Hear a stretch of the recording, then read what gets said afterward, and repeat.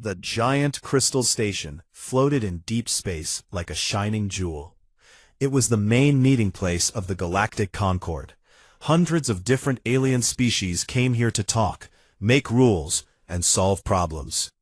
Today, the big chamber was full. Bright lights bounced off smooth walls.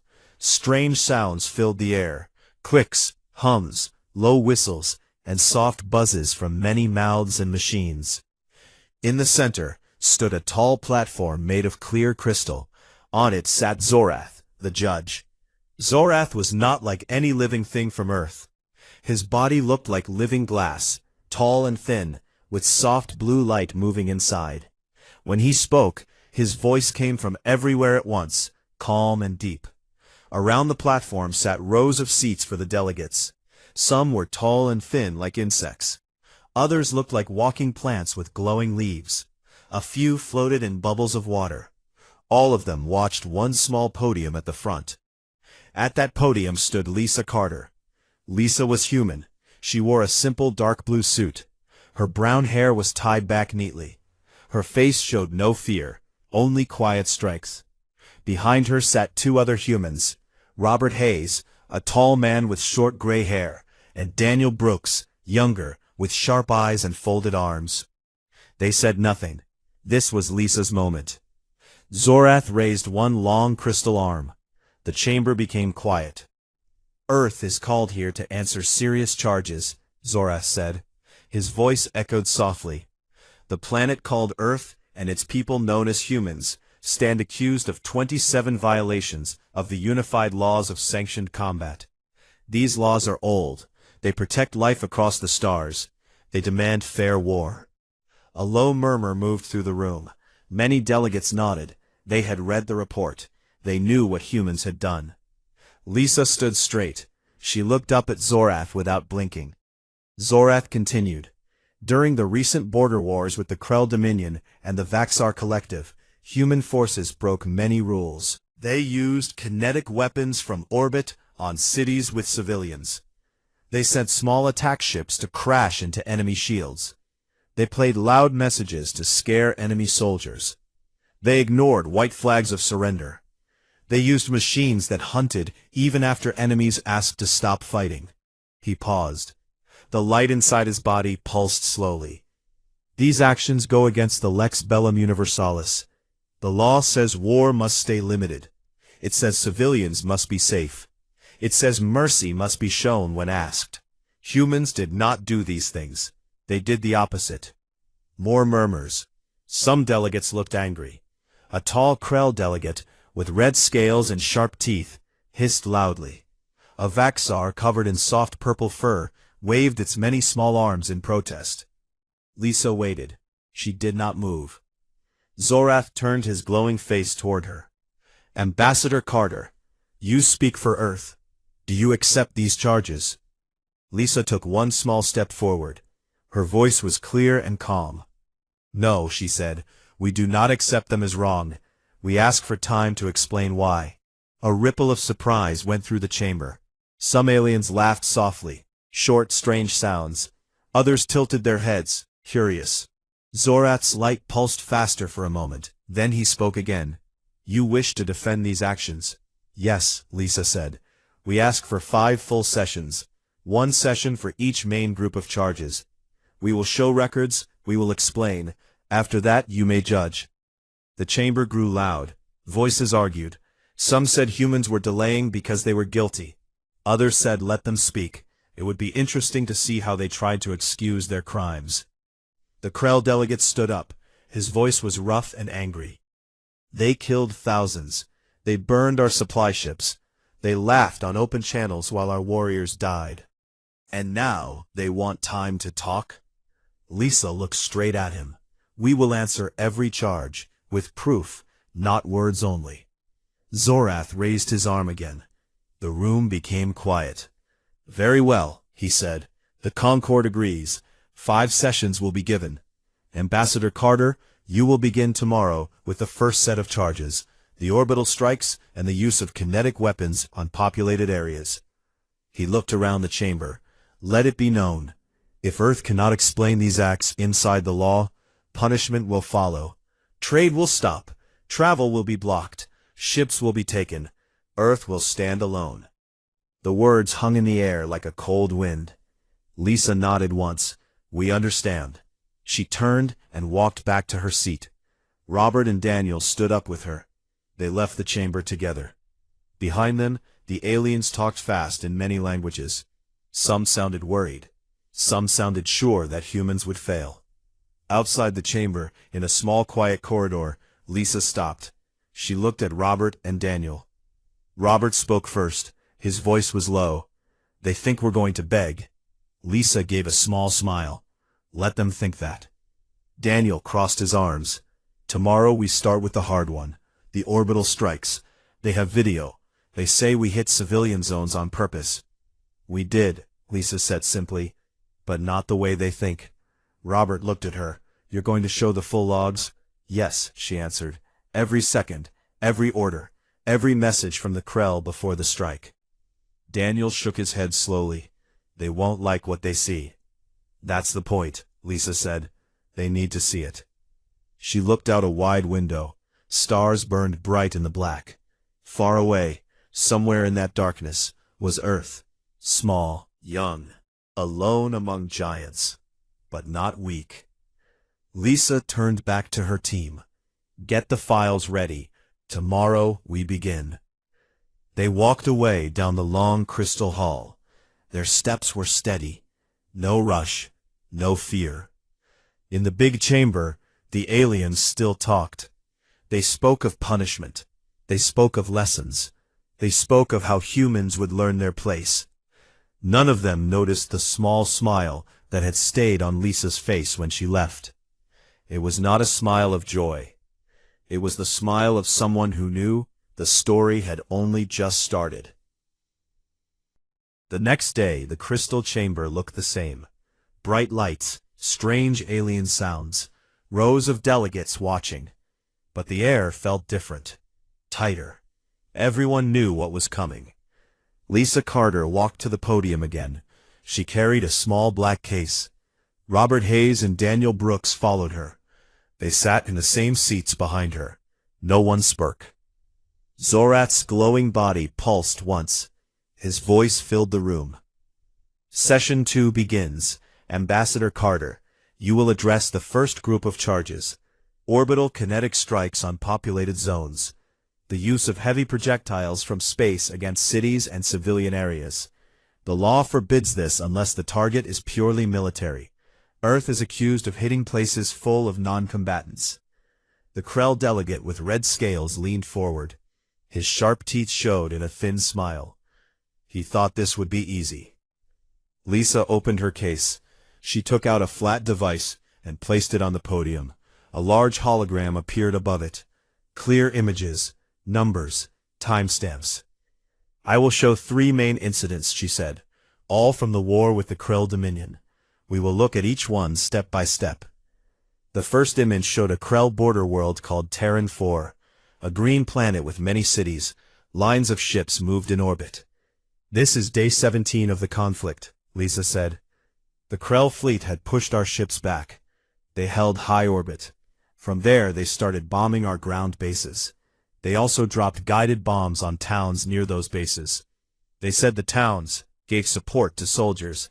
They called it legal under the law of contribution. A low growl came from the Krell seats. Lisa did not look at them. She changed the hologram. Now it showed human fleet positions, small red dots, far from the planet.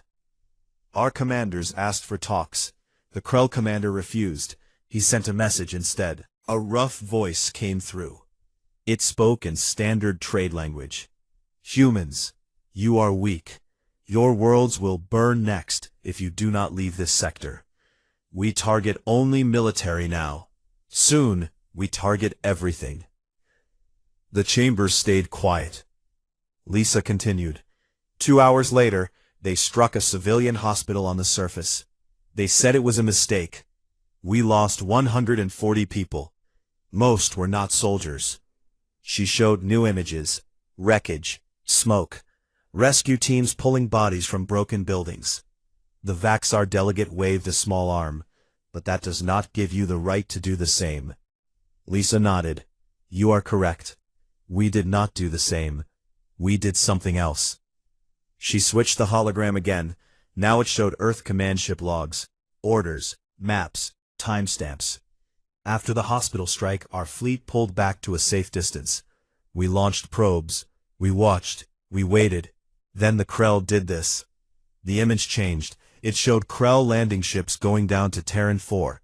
But not to military zones. To 3 large cities. At the same time, their orbital ships moved into new positions. They aimed weapons at the cities below. Our probes picked up their internal orders, Lisa said. They planned to take hostages, use the people as shields, force us to stop fighting, or watch the cities die. She played another audio clip, this one from Krell Command. Place the landing teams in the population centers. If humans attack, the blood is on them. The law protects us. They cannot fire without breaking rules. Murmurs spread through the chamber. Some delegates looked surprised, others looked away. Lisa spoke again. We had 30 minutes before their troops reached the cities. Our admiral made a choice. He ordered kinetic strikes. Not on the cities, on the empty landing zones outside them. But the Krell ships were already moving troops down. The strikes hit the ships in descent. Many crashed. Some landed off target. Chaos followed. The hologram showed bright flashes, falling ships, explosions in the sky. The Krell called this a war crime, Lisa said. They said we hit civilian areas. But look closer. She zoomed in. The strikes landed in open fields and empty industrial zones. No houses, no schools, but the shock waves reached nearby buildings. Windows broke, some walls cracked. A few people died from falling glass and panic.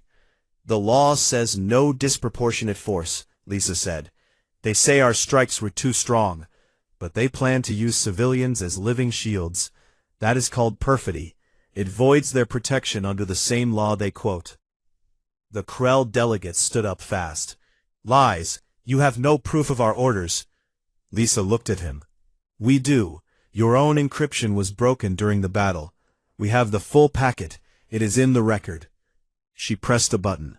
Lines of Krell text appeared with translations beside them. Clear orders. Clear words about using people as shields. The delegate sat down slowly. His scales looked darker. Lisa turned back to the chamber. That was the first incident. The second was worse. The hologram changed again. This time it showed a space station orbiting a gas giant. The station belonged to the Vaxar Collective. It was marked as civilian, repair yard, fuel depot. Families lived there. The Vaxar let Krell ships dock there, Lisa said. They said it was neutral, but we watched. Krell warships came in. They loaded weapons. They took on fresh crews. They left to attack our colonies. She showed video. Ships docking, crates moving, soldiers walking. He said, "This is a civilian port. Do not interfere." But he also sent a private message to Krell Command. We intercepted it. Your ships are safe here. Use us as long as you need. Daniel Brooks leaned forward slightly. He knew this part well. Lisa continued. We asked the Vaxar to stop. They said no. They said the law protected the station. We could not attack. She paused. So we did something else. We sent a single kinetic rod. Small, fast. It hit the main docking arm, not the living areas. The arm broke. Krell ships drifted away. Some exploded when their fuel lines snapped. The station itself stayed safe. No civilians died. The Vaxar delegate made a sharp sound. You damaged our property. That is still a violation. Lisa looked at him. You allowed enemy warships to use your civilian station in active war. That turns it into a military target. The law says so. You broke it first. Silence fell again. Lisa closed the first set of files. The third incident followed the same pattern. Krell used a refugee convoy as cover for troop transports. We warned them, they ignored us. We struck the transports only, but the convoy scattered. Some ships were hit by debris. Losses happened. She looked around the chamber. In each case, the other side used civilians or civilian places to gain advantage. They broke the spirit of the law. We answered with force that stopped the threat. We tried to limit damage, but we did not let the threat continue. Zorath's light moved slowly inside his body. You claim self-defense, he said. You claim the other side forced your hand. Yes, Lisa answered, and we have more to show. Many more. The Krell delegate spoke again. His voice was lower now. You still killed our people. Lisa met his eyes. And you killed ours. The difference is we did not hide behind innocence to do it. The chamber stayed quiet for a long time. Lisa picked up her device. Tomorrow we move to the next group. Boarding actions, explosives in close combat, refusal to accept surrender when it was tactical. She looked at Zorath. We are ready. Zorath nodded once. Session ends. Tomorrow we continue. Lisa turned and walked back to her seat. Robert and Daniel stood with her. As they left, the aliens watched in silence. No one laughed this time. No one called it desperation. They watched 3 humans walk away. Small figures in a huge room full of giants. But the giants no longer looked so sure. The third day came. The crystal chamber felt heavier. Delegates sat closer to the edges of their seats. No one talked much before the session started. Eyes followed Lisa Carter as she walked to the podium. Robert Hayes and Daniel Brooks came behind her. They carried nothing this time. Only a single small data tablet rested in Lisa's hand. Zorath's light moved slowly inside his tall form. He spoke without waiting. Session 3. Ambassador Carter, you will now address the charges of psychological warfare, refusal of surrender, and unrestricted use of hunter drones. These break the core rules of mercy and limitation. Proceed. Lisa placed the tablet on the podium. She pressed one button. A new hologram rose up, bigger than before. The title glowed in clear letters. Terran Doctrine of Armed Conflict, Sovereign Addendum to the Lex Bellum Universalis. The chamber stirred. Some aliens leaned forward. Others crossed arms or tentacles. The Krell delegate with red scales narrowed his eyes. Lisa spoke in her calm, even voice. Before I answer the next charges, you must understand one thing. We did not break your laws by accident. We did not ignore them because we are wild or cruel. We followed a different set of rules. Rules we wrote ourselves. She touched the hologram. It opened like a book. Page after page of text appeared. Dates, signatures, notes from old wars. This document was filed with the Concord archives 47 years ago, when Earth first joined. You did not read it then. Most of you still have not read it now. A soft laugh came from somewhere in the back. A tall insect-like delegate made a clicking sound of amusement. Lisa ignored it. The title is simple, Sovereign Addendum. It means we accept most of your laws, but we add our own when your laws fail us, when following them would mean the end of our people. She scrolled the hologram slowly, so everyone could see. Section 1. Escalation Clause. When the enemy uses force that threatens total destruction of human life or homeworlds, we match the level of threat. No artificial cap. No waiting for approval from neutral parties. Murmurs rose. The Vaxar delegate waved many small arms. That is madness. You would burn whole systems. Lisa looked at him. We would, if someone tries to burn ours first. She moved to the next section. Section 2. Perfidy Clause. Any use of civilian status, surrender flags, medical symbols, or neutral markings to hide military action cancels all protection for that side. We treat it as active combat. The Krell delegate hissed. You accuse us again. Lisa did not answer right away. She let the words hang. Then she continued. Section 3. Asymmetric Persistence. If human forces are declared defeated, but any group remains able to fight, and the enemy continues to hunt our people, we do not stop. We fight until the threat ends. Silence fell. Heavy silence. Zorath spoke. You claim the right to ignore surrender? No, Lisa said. We claim the right not to die quietly when the other side will not stop. She pointed to a long list of dates and names at the bottom of the hologram. Every line here comes from a real fight. Look at the notes. First entry. Year 23 after contact. Krell raiders attacked a colony ship. They offered surrender to the crew, then killed them after they lowered weapons. Survivors recorded it. That is why we have the perfidy clause. She scrolled again. Next. Year 29. Vaxar mind probe teams captured our pilots. Used them to find our hidden bases. They called it interrogation. We call it torture.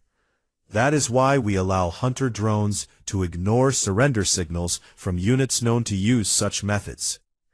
A low buzz moved through the Vaxar seats. Some looked uncomfortable. Lisa kept going. Year 34. Krell dropped a bioweapon on a human mining station. No soldiers there, only workers and families. They said it was to weaken our economy, not a direct attack. We answered with strikes on their weapon factories. They called it disproportionate. We called it necessary. Robert Hayes leaned forward just a little. His face stayed hard. Lisa touched another part of the hologram. Section 4. Demoralization Protocols. We allow messages, sounds, images to break enemy will when they use fear as a weapon against us. We do not torture. We do not lie for no reason, but we speak truth they do not want to hear. She looked around the chamber. You say we played loud messages to scare your soldiers. Yes, we did, after your fleets broadcast recordings of human prisoners screaming, after your commanders promised to glass our cities if we did not kneel. We answered in kind, not to enjoy it, to make your people question their orders. The hologram showed one example. A human voice over open channels during a battle. Krell warriors, your leaders send you to die for empty ground. We do not want your blood. Go home, live, or stay, and we will end this. Short, clear, no insults, just facts. The Krell delegate stood halfway up, then sat again. His claws clicked on the seat. Lisa closed the main page. A final section appeared. Final clause. The survival override. When all other rules fail and extinction is the only outcome offered, humans are authorized to use any means available. No limits, no mercy asked, no mercy given. The words glowed bright, then faded. She looked straight at Zorath. That is our doctrine. It is not hidden. It was filed when we joined. You accepted our membership, knowing we kept our own ways for war. Now you accuse us of breaking laws we never promised to follow completely. Zorath's light pulsed faster. You admit you do not follow the Lex Bellum in full. Yes, Lisa said. We follow it when the enemy does. When they do not, we follow this instead. She stepped back one pace. Tomorrow we finish. The last charges. The summary. Then you decide. The chamber stayed quiet. No laughs, no angry shouts. Just thinking. Watching. A young Vaxar delegate, smaller than the others, spoke up for the first time. Why write such a thing? Why not trust the Concord? Lisa turned to him, her voice softened just a little. Because trust must be earned. We came to the stars young. We saw what happened when trust was blind. Our history on Earth taught us that lesson many times. Wars where one side followed rules and the other did not. Sides that lost everything because they believed in fairness too long. She paused. We trust the Concord now, more than before, but we do not trust every species in it. Not yet. So we keep our doctrine, like a shield, like a promise, to ourselves, and to anyone who thinks they can push us to the edge. She picked up the tablet. That is all for today. Lisa walked back to her seat. Robert and Daniel rose with her. They left the chamber together. Behind them, the aliens did not move right away. Some stared at the empty hologram space where the doctrine had been. Others talked in low voices. Some looked angry. A few looked thoughtful. The Krell delegate sat alone, His red scales caught the light. He stared at the podium for a long time. Outside in the corridor, Lisa stopped. She looked at her team. Robert spoke quietly. They heard it, all of it. Daniel nodded. Tomorrow they will try to twist it, call it arrogance. Lisa gave a small nod. Let them try. She looked out at the stars again. Endless, cold, beautiful. Somewhere out there, Earth waited. Small, far, but ready. The fourth day arrived. The crystal chamber looked almost the same as before. Bright lights still danced on the walls. Delegates still sat in their rows. But something had changed. The air felt thick, heavy with waiting. No one whispered jokes anymore. No one made quick, angry sounds. Everyone watched the podium like it held the answer to a question no one wanted to ask out loud. Lisa Carter walked in alone this time. Robert Hayes and Daniel Brooks stayed back near the door. They stood with arms folded, quiet, ready. Lisa carried only the small data tablet. She placed it on the podium without hurry. Then she looked up at Zorath. The judge's light moved slow and steady inside his crystal body. He spoke in his deep, echoing voice. Final session before judgment. Ambassador Carter, you have answered many charges. You have shown records. You have read your doctrine. Now the last group remains. Autonomous hunter drones that ignore surrender. Boarding actions with hand explosives in close quarters. Deliberate targeting of command ships even after battle lines broke. These acts show no mercy, no limit. Explain them, then we decide Earth's fate. Lisa nodded once. She did not sit. She stayed standing. I will not show more videos today, she said. You have seen enough. You have heard the orders. You have read our words. Instead, I will tell you one story, one clear example that covers all these last charges. The chamber stayed silent, every eye on her. 3 years ago, Lisa began, a mixed fleet, Krell and Vaxar together found one of our outer colonies, a small place called Haven's Reach. 200,000 people lived there. Most were miners, families, schools, farms under domes, no heavy defenses, just warning satellites and a few old patrol ships. She paused, let the names sink in. The fleet arrived without warning. They sent a message. Surrender your world. Hand over all resources. Or we begin landings. Our governor answered. He said no. He asked for talks. They laughed on open channel. Then they started. Lisa touched the tablet.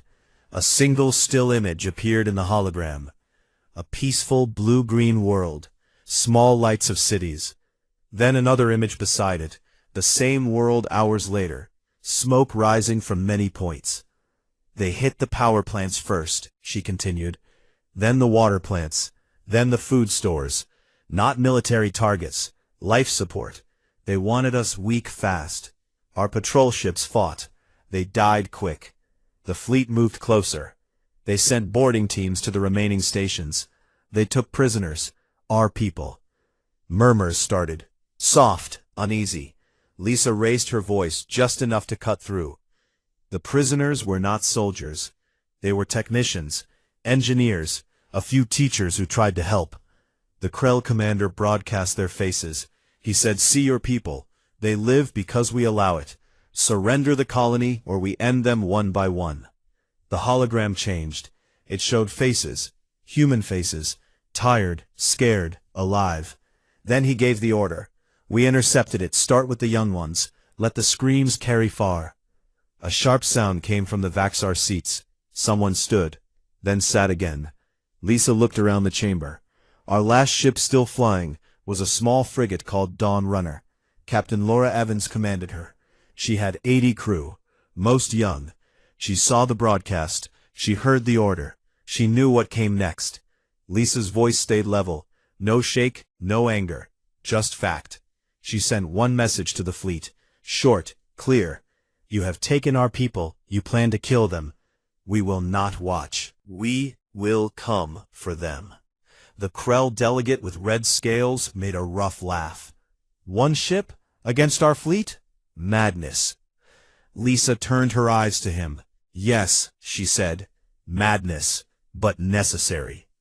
She touched the tablet again. New images, fast.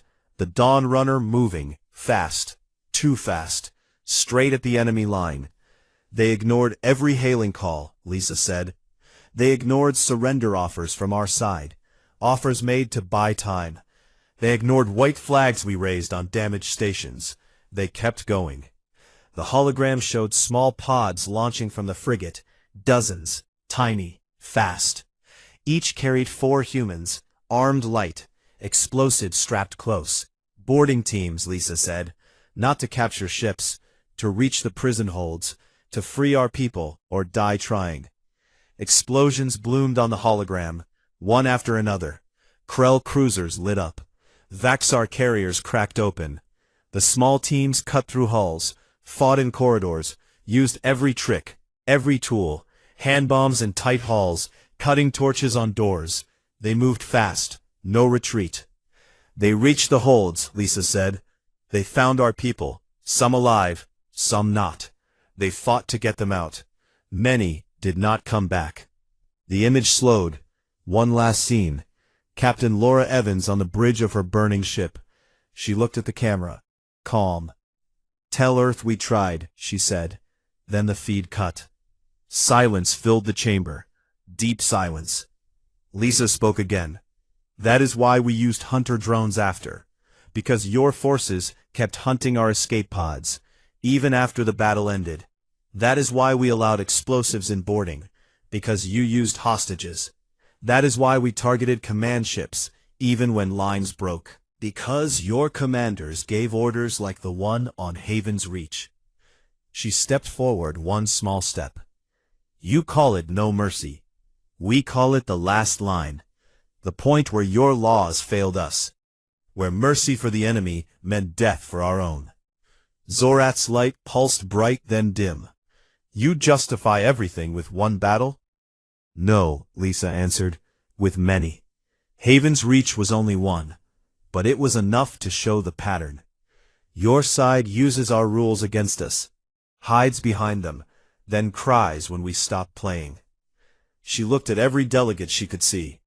"We did not come here to beg. We did not come to lie. We came to say this. Your laws are good when everyone follows them. But when someone does not, we have our answer ready." She smiled then. Not big, not loud, just a small curve of her lips. The kind of smile that comes after long years of hard choices. The kind that says more than words. "That's why we drafted our doctrine." The words hung there, quiet, clear. The hologram behind her faded. No more images, no more proof needed. Lisa stood straight. "We are finished," she said. "Judge us now if you want, punish us if you must, but know this, if you push us again, if you try the same tricks, we will meet you there. Not with anger, not with joy, with the same calm choice we have always made." She looked at Zorath. "Do what you will." Then she turned. She walked back toward the door. Robert and Daniel fell in beside her. 3 humans, small against the vast chamber. Small against the giants who watched them go. But no one laughed. No one shouted. His claws stayed still. The Vaxar delegate lowered his arms. Zorath did not speak right away. The chamber stayed quiet long after the humans left. Outside in the corridor, Lisa stopped. She looked at Robert. "They heard it," she said. Robert nodded. Daniel looked back toward the chamber door. "Now they decide." Lisa gave that same small smile again. "Yes," she said, "now they decide." And somewhere far beyond the crystal walls, stars kept burning. Cold, patient, waiting. The crystal chamber stayed quiet for a long time after Lisa left. No one moved right away. Delegates looked at each other. Some stared at the empty podium. The lights still shone bright, but the room felt darker somehow. Zorath's glowing body pulsed slow and steady. He did not speak. He let the silence grow. Then he raised one long crystal arm. "Recess," he said. His voice sounded softer than before. The Concord will meet in closed session. Judgment will come when ready. Chairs shifted. Aliens stood. Many walked out in small groups. Voices started low, then grew louder in the halls outside. Arguments in strange languages filled the air. Some sounded angry. Some sounded worried. A few sounded thoughtful. Lisa, Robert, and Daniel waited in a small side room. No windows, just smooth walls and soft light. They sat around a round table. No one spoke for several minutes. Robert broke the quiet first.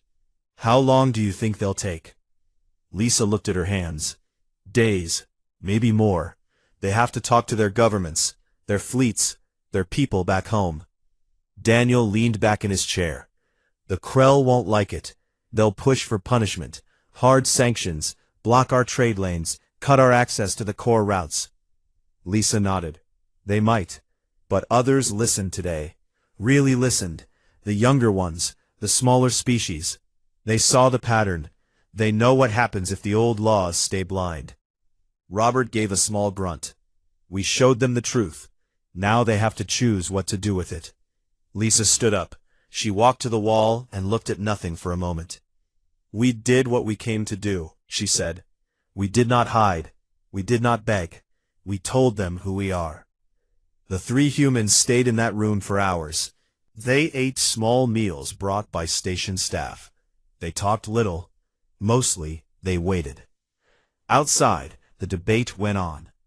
In one closed hall, the Krell delegate spoke loud. His red scales flashed under the lights. "They admit it. They say they break the law on purpose. We cannot let this stand. Earth must pay. Ships seized. Colonies limited. No more growth." A Vaxar elder answered.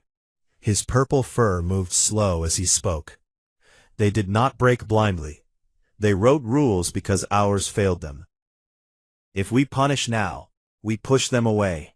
Or worse, we push them to fight harder next time." A delegate from a small aquatic species bubbled softly. "We have seen humans fight. They do not stop easy. Better to have them inside the Concord, with rules they follow when we follow ours."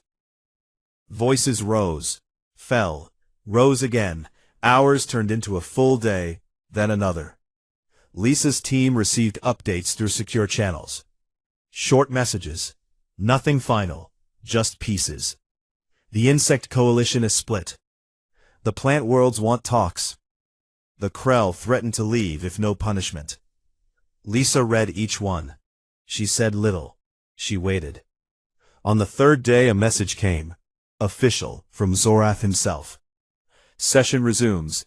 All delegates return. Judgment ready." Lisa stood. She smoothed her suit. Robert and Daniel did the same. They walked back to the main chamber together. The room looked full again. Every seat taken. No empty spaces. The air felt different now. Not angry, not excited. Just still, like everyone held their breath. Zorath waited until silence came. "Delegates of the Concord," he began. "We have heard the charges. We have seen the evidence. We have listened to Earth's defense. We have read their doctrine." He paused. His light moved in slow waves. "The violations are real. Earth did not follow the Lex Bellum Universalis in every case. They used force beyond what the law allows. They ignored some calls for mercy. They acted outside the shared code." A low sound moved through the Krell seats. Hopeful, expectant. Zorath continued, "But the context matters. In each case shown, the other side used tactics that break the spirit of the law. Civilian shields, false surrenders, hostage threats, mind probes, attacks on life support. These acts turn protection into a weapon." He looked around the chamber. "The Concord laws assume good faith. They assume all sides value life the same way. Earth has learned that not all do. Their addendum exists because of that lesson." Zorath's voice grew firmer. "Therefore the charges of willful violation are dismissed, not because the acts were right, but because they fall under contextual non-applicability. The standard law did not fit the threat faced. Murmurs rose, some surprised, some relieved. The Krell delegates stood fast. "This is weak. You let them escape." Zorath turned to him. "No. We recognize reality. Earth's doctrine is now formally noted. It stays on record. It is part of their membership terms. Future conflicts will be judged with both codes in mind." He looked back at the full chamber. "Let it be clear. Earth is bound by the Lex Bellum when the enemy follows it. When the enemy does not, Earth may follow their addendum. This is the balance we choose, to avoid endless war, to keep peace where possible." The Krell delegate sat down hard. His claws scraped the seat. Zorath finished. "The session is closed. Earth is free to leave. No sanctions today." Lisa stood. She bowed once, small, respectful. Then she turned and walked out with Robert and Daniel. No rush, no words. In the corridor, a young Vaxar delegate waited, smaller than the others, soft purple fur, wide eyes. He stepped forward. "Ambassador Carter," he said. His voice was quiet. "You smiled that day, when you said the words about your doctrine. You smiled like you had already won." Lisa stopped. She looked at him. The young Vaxar tilted his head. "Why?" Lisa thought for a second. "We did not come here to win a trial," she said. "We came to make sure the next war never happens. Or if it does, everyone knows the cost, for them and for us." The Vaxar looked down, then up again. "I understand now," he said. "Thank you." Lisa gave a small nod. Then she kept walking. They reached the shuttle bay. A small Earthship waited, simple, strong, ready. They boarded. The door closed. The engines hummed soft. From the viewport, the crystal station grew smaller. Stars filled the black around it. Endless, patient. Inside the shuttle, Lisa sat by the window. Robert sat across. Daniel checked the controls. Robert spoke low. "They let us go. No chains." Lisa looked out at the stars. "For now," she said. Daniel turned from the front. "What happens next?" Lisa gave that same small smile, the one that carried years of hard lessons. "We go home," she said. "We keep building, we keep watching, and we keep our doctrine close." It pointed toward Earth. Small blue dot in the distance. Behind them, the galaxy kept turning. Species kept talking. Rules kept shifting. But one thing stayed clear. Humanity had spoken. They had shown their hand, and the stars now knew. Provoke Earth if you must, but understand what comes after. Because when the rules no longer hold, humans do not break.